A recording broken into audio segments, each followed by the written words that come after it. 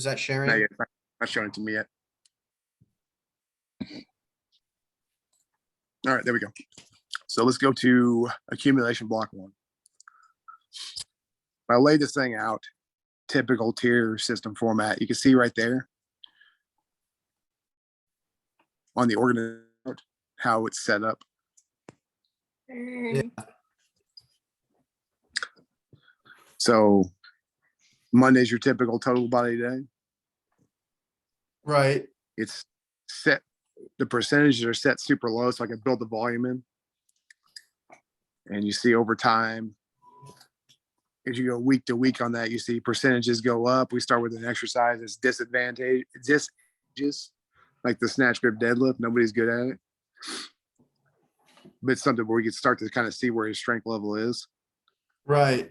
You go through that. The first 3 weeks, you want to scroll down. You see the first 3 weeks of that and what we did with it. So scroll that thing down. So you see we raised our percentages a little bit. Now he's 50 to 55% on week 2. In week 3, he was at a 6 rep max. We just wanted to see where he was at. And then we went, I believe, to a conventional deadlift next. So I went from maybe a sumo to sumo. Yep. So it went to, again, to exercises that were less less advantages to it. I think someone can always pull more conventionally. That's just my bet. So we go from exercises that are harder just to do to less hard, and then the percentages rise. Right. Again, that would be a deadlift, but we should still do everything in there because you're running the tier system. Right. And Wednesday, I when you disagree on the sumo conventional, but I may be the exception, not the rule. Yeah. Well, it's because you've got long arms, short legs. You're like a raptor. Like a raptor. So again, like with you, we start with a legal grip bench for bench, build the volume in, just try to put a little bit of muscle mass on them. You see some higher rep upper body stuff that day as well, with the push-ups, inverted rows.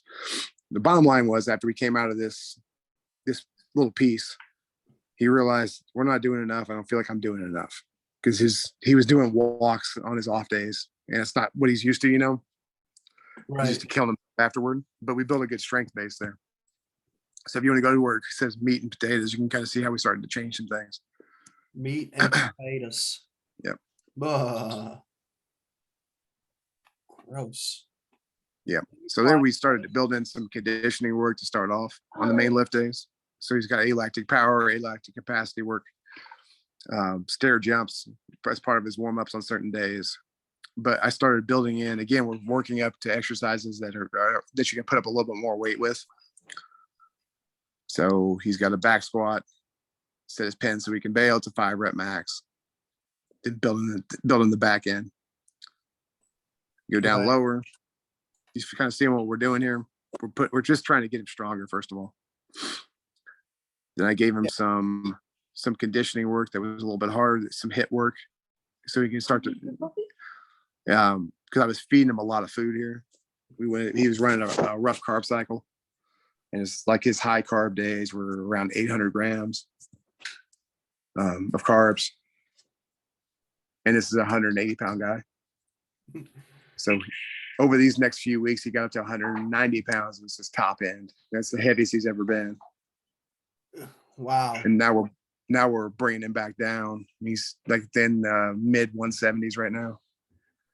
Pretty damn strong. If you go to his third block that we did, ran all this stuff right here is tier system. But when we get into where it says January 10th to his diet phase, so now he's dieting.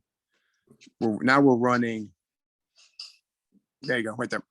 So we changed the setup again because I'm still got him fed pretty well in the high carb days, but his lower and medium carb days are dropping now. So now we're running fortitude with him. You're on. So day one, yeah, running fortitude with him. And he has a little home gym at home. So he's just got a rack. He's got a rack. He's got some pulley systems. He's got some dumbbells. That's all he's got. But we're running fortitude with him. So now he's got to track all of his weights, all of his reps, because I'm adjusting that with intensity. Now we're doing everything on reps and reserve for the big movements on Monday, Tuesday. Yeah. You see he's doing really, really well with that because it's more of a way to auto-regulate him than anything. because with less food in them, Hi, less food in them makes it a lot harder to do. I'm gonna sit right on your head.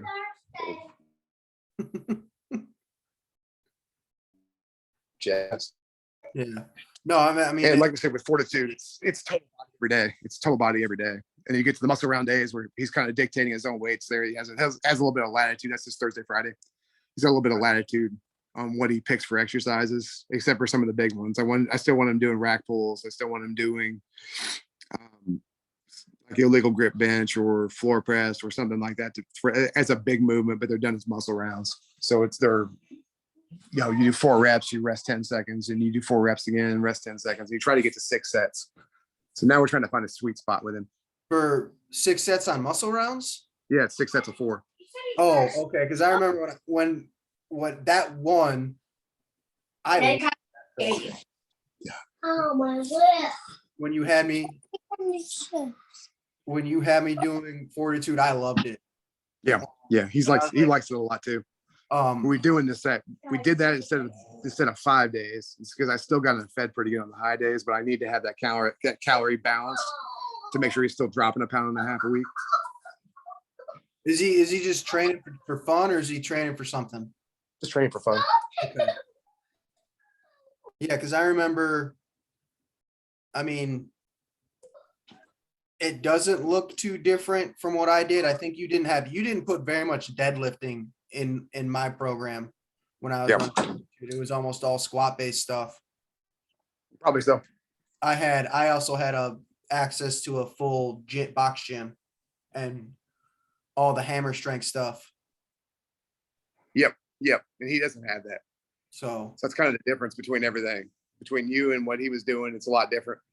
Yeah, I do know that when I was doing the muscle rounds, I like doing unilateral movements better. Yep, and that's what he does as well.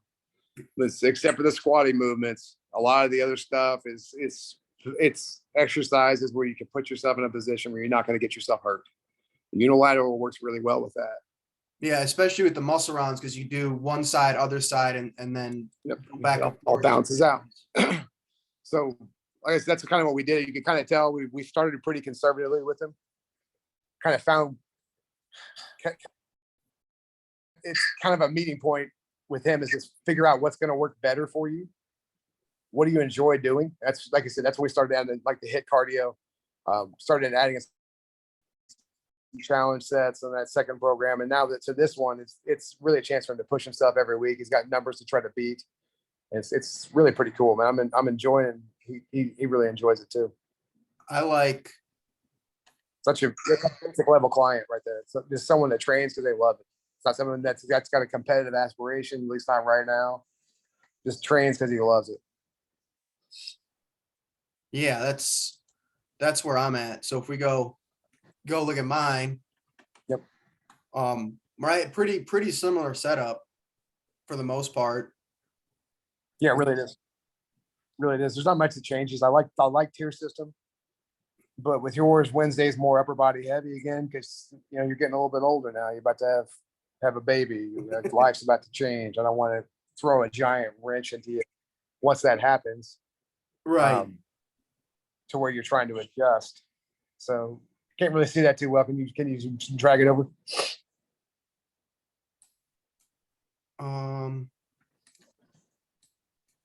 What's going on here? Turn my phone. That's better. Now I can see. There we go. I lost it. Where'd it go? I don't know, man. For God's sake, Dave. Damn it, Dave. Pretty job of trying to There we go. Doing. So if you need to back me up. So I have explanation problems. Right. So like the big thing for me is you kind of put a governor chip in my program, as I'll call it. So like on that first day I did leg curls before I squatted. So that's, I'm gonna be a little fatigued going into squat. So I'm naturally, not going to put up as much weight simply because I'm a little fatigued, especially in my hamstrings. Yeah, for sure. You know, we kind of, Also a safety thing. John Meadows saying it's a safety thing as well. It's to kind of protect you too. right, like, you know, and on that, Make sure not you're so good much and on that quads, second your legs are day, just good and warm. but right, like on that third day, I did Yep. good mornings and speed squats before I pulled. Those Yep. first few weeks of sumo deadlifts were rough because I hadn't pulled sumo in like 3 years. Yep. So it was, I had to Yep. relearn. So if you how look to at the pull. These For ab sure. circuits right here, this ab circuit right here, hanging knee tucks sure. with barbell rollouts after that circuit, my forearms were pumped. And then, you know, I kind of noticed like every 3 weeks you change it up. So like in week 3, we went from band curls to cable curls. Oh no, we stayed on cable curls. Were we cable? Yeah. But you made it a Yeah, rest I like that on one. the back end. Yep. Just you wave the volume, wave the intensity of it. That's the big thing is you don't want to. I mean, you could. There's nothing wrong with keeping the intensity super high every week, but there's also needs to be some kind of return on your end where you're seeing a benefit from it. So if you know you're getting hammered for a couple of weeks, and then we can drop the intensity down, you just push for reps, I think we're a lot better. Yeah. So it was like not overly comp. right. Like week 6, Every 3 weeks is really your hardest week. Yeah, I did 5 reps on deadlift that week, or 5 sets, or 5 singles. Yep. Like, and I couldn't even get my weight from the previous week with my 5th set, so I shut it down. Yep. And then I told you, and we're like, okay, we'll change it up, and we went Zerchers, which are they're rough. They're Yep. but I love them. I actually like a Zercher squat better than a front squat, even though my biceps are bruised still from Monday. Yeah, it lowers the center of gravity for you too. Yeah, and then I'm here now, so I need to go do this when we're done talking. Like you see, it looks like it's a lot of stuff, but there's a reason why it's a lot of stuff. It's to build some muscle. Yeah, Lost that over time. I mean, if I'm locked in and focused, I can get that out in 45 minutes. Yep. So that's the idea. Looks like a lot, but it's not. A lot of it just flows through. Yeah. You need to build that work capacity now. Right. And then next week, I'm gonna drive the crap out of you next week. Yeah. Right. So you asked to be overtrained, so you're gonna right. My plan is I have my child will be born anywhere between now and March 3rd. So I said, let's run the engine a little rich for 3 weeks, and knowing that my training will be, I don't want to say non-existent, but I might not get 3 days in every week for a couple weeks while I adjust to the new lifestyle. Yep, absolutely. So that's kind of the idea of it is you trade big musculature, but you also throw in some of these isolation things. Like you need to build the armor. Right. And your armor is your muscle mass. If you don't have muscle mass, it's really hard to get strong. But I think you should train some way of fashion of a total body every single day. That's kind of how I feel about it anymore. If you're on a different split, like I'm on a different split where it's kind of like a push-pull legs. So again, we might hit 2 or 3 things. I hit 2 or 3 things every time I go in, but everything is high value. There's nothing I do that's just freaking cheap. It's kind of what I'm trying to get at. I don't do things just to do it. Everything's got its purpose, and it's all to try to to build more muscle mass. That's all that matters. Right now, I mean, training an athlete, that's different. They've got that one. I sent that one over to you too. Over to you too. The Monstrosity one, I can kind of explain it that way.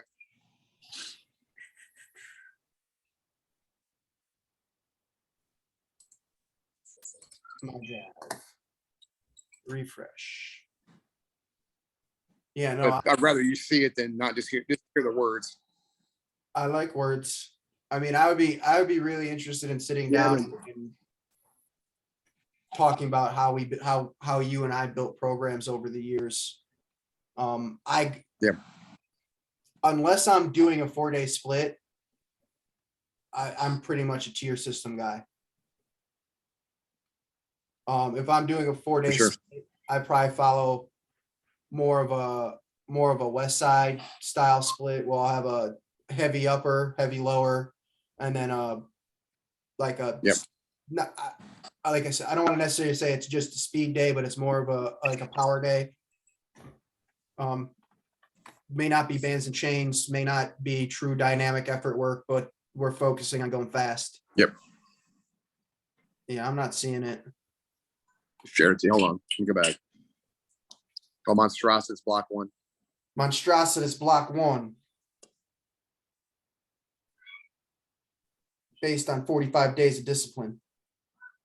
No, it's not. Totally different animal. Huh? Totally, that's a totally different animal. In there, search your drive. I just shared it to you.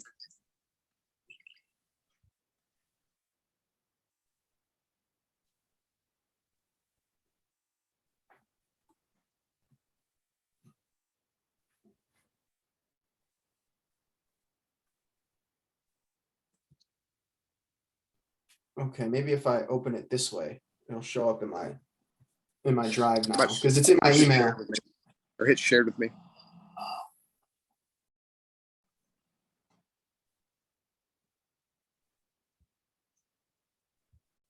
Yes.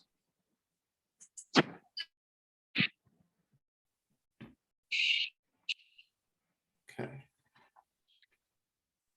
Refresh.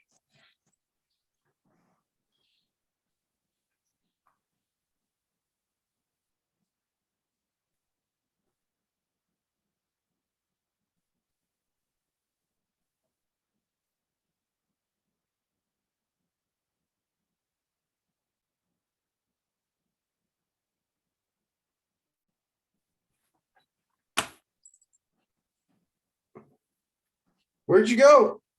Right here. There you go. Cool. So that's what I'm talking about there. It's a push-pull leg.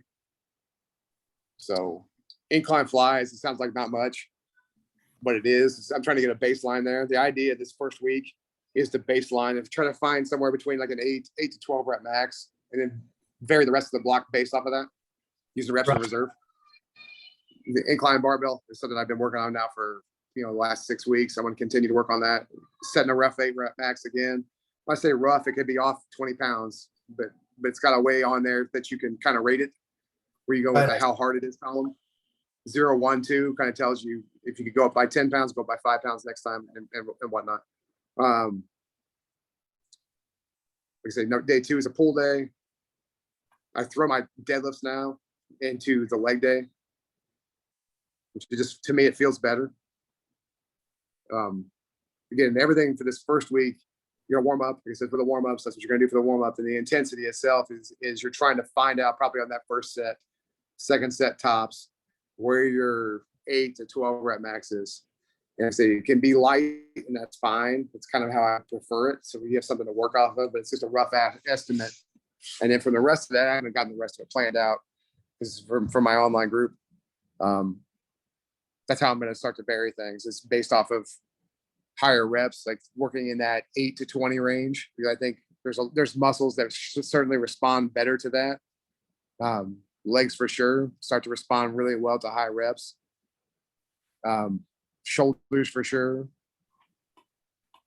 Arms as well respond to really high reps. So that 8 to 20 range, 20 being the top end, is kind of where most of that block will end up be working at towards the end of it. So for those, and just whittling over time, that RP of 7, 8, 9, which is one rep left in the tank, is the last week of this whole thing before you take a deload. Right. When you do those easy bar skull crushers on the floor, Yep. do you treat those as a dead stop at the bottom? Yep. Yeah, because when you had me doing fortitude, So we did. that's how I would do my muscle rounds with those, and they were awesome. Yeah, they were huge And pump. something else I discovered doing that program is certain exercises lend themselves to certain loading schemes better than others. Like Sure. like a tricep push down to me is not a great heavy, low rep heavy exercise, but it's a great high volume exercise. For sure. For sure. Um, that's something I was like, it, you know, when you train regularly and you're doing these things, you kind of stumble into, oh, that makes sense. Like, I like that concept of knowing certain exercises fit better in certain places when it comes to Yeah, for sure. when you comes to loading them. Yep. You know, And squats, like, you know, the big compound movements, I haven't found like discovered that sweet spot yet, but I think it doesn't matter. I don't know if I'd do a Widowmaker on a free squat, but I would definitely Widowmaker on a Smith machine. Yeah. If you're comfortable with having pins set, then or having like the spud straps, you know, where that bar can land into, and why not do a Widowmaker on it? Because that's a set that you should feel like you're an inch from by the time you're done with it. And anybody, if you were to video that, anyone's gonna be like, "What the hell's wrong with this guy? Why is he trying to kill himself?" Yes. They're truly done. Yeah. It even Scott took Stevenson was me, talking about that on the podcast last week. Scott Stevenson's the guy that wrote Fortitude. He was talking about that on a podcast a couple of weeks ago about a Widowmaker should be the thing where everyone around you thinks you're absolutely crazy and you're going to die. yeah, and it even took me doing a movement for 2 or 3 weeks before I was like, that's the sweet spot. Yep. Yep. Yeah, it was interesting. And a lot of his concepts are based off of DC, are they not?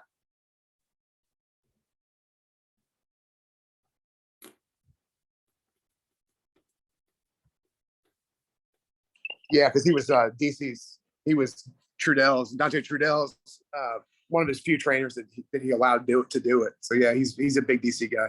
Different, I think 10 or 12 years. Yeah. I messed around with DC for